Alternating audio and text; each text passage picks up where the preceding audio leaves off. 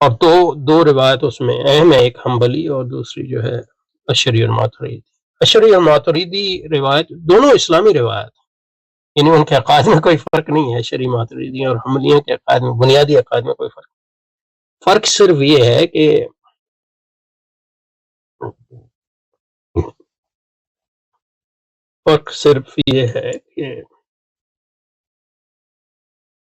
جو اشعری اور ماتریدی روایت ہے اس کی فلسفیانہ بنیادیں جو ہے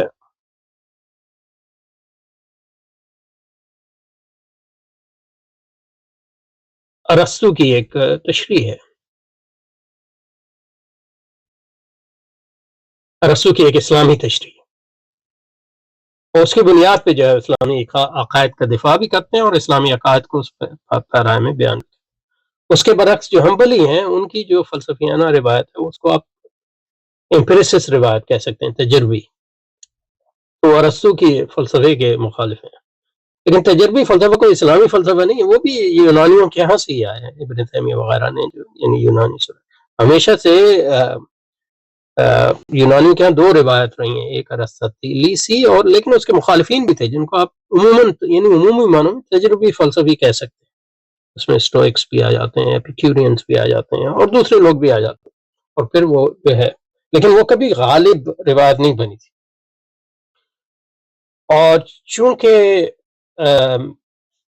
مغرب میں جو جدیدیت کی تحریک پڑی، اس کا ہدف ارسطو ان معنوں میں نہیں تھا کہ وہ کوئی ارسطو کے خلاف تھی، لیکن کیونکہ وہ عیسائیت کے خلاف تھی اور عیسائیت کی جو غالب تشریح تھی وہ ارسطو کے فلسفے کے تصورات کے تناظر میں ہوئی تھی، تو اس لیے انہوں نے ارسطو کو ہدف بنایا۔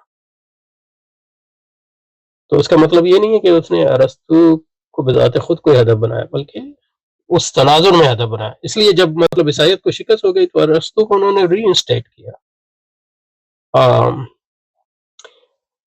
تو کہنے کا مقصد یہ ہے کہ کلامی تصور خدا جس کی آپ بات کر رہے ہیں، سائنس جو ہے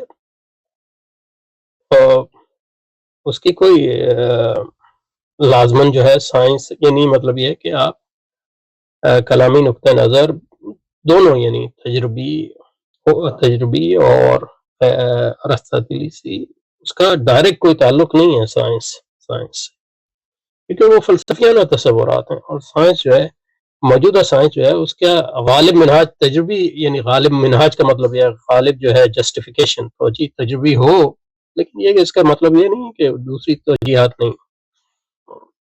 خاص طور پہ جو ہے فزکس جو ہے، خاص طور پہ تھیوریٹیکل فزکس جو ہے، جو ایبسٹریکٹ لیول پہ اس میں تجربیت بہت کم رہ جاتی ہے۔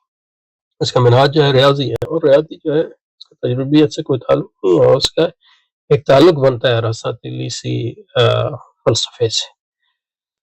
تو کہنے کا مقصد یہ ہے کہ کلام اور سائنس میں اس قسم کا کوئی کازل لنک نہیں ہے، نہ تصوف میں، کیونکہ تصوف کے بھی کئی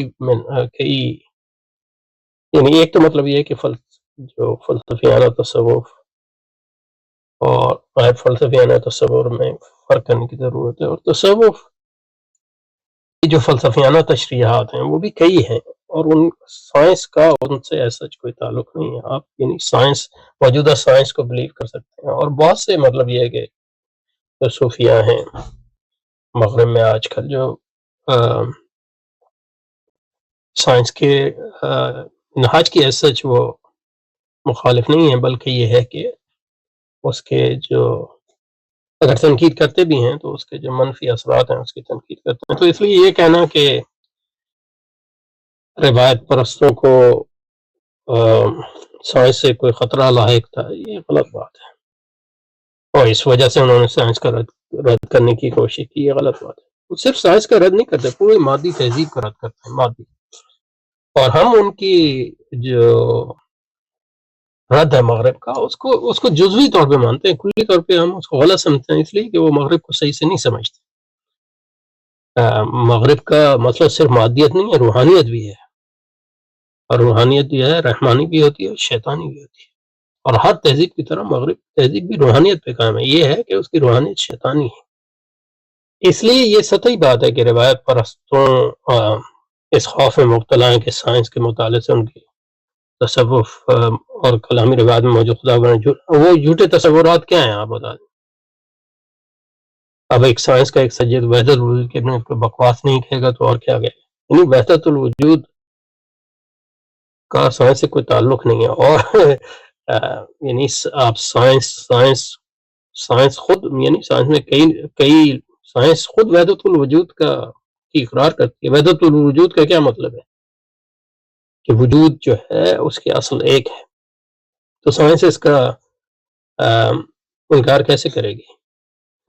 سائنس جو ہے وحدت الوجود کی سب سے بڑی قائل ہے. اس کا مطلب یہ ہے کہ یعنی سائنس کا ابن عربی کے تصور سے کوئی تعلق نہیں ہے. آپ سائنٹسٹ بھی ہو سکتے ہیں، ابن عربی والے بھی ہو سکتے ہیں. اس میں کوئی یعنی آبویس کانٹرڈکشن نہیں ہے، سمجھے نا.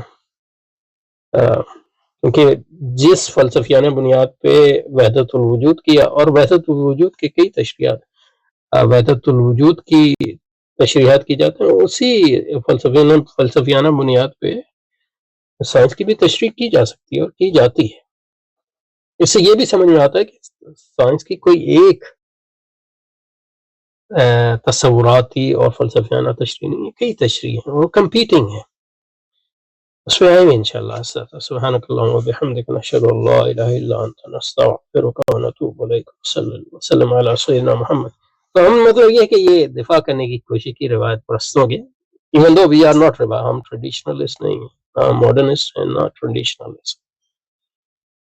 لیکن یہ ہے کہ ان کی دفاع یہاں کرنے کی کوشش کی ان معنوں میں یہ دکھانے کے لیے کہ یہ زبیر صاحب کے جو اعتراضات ہیں ان کی جو بنیاد ہے وہ کھوکھلی ہے.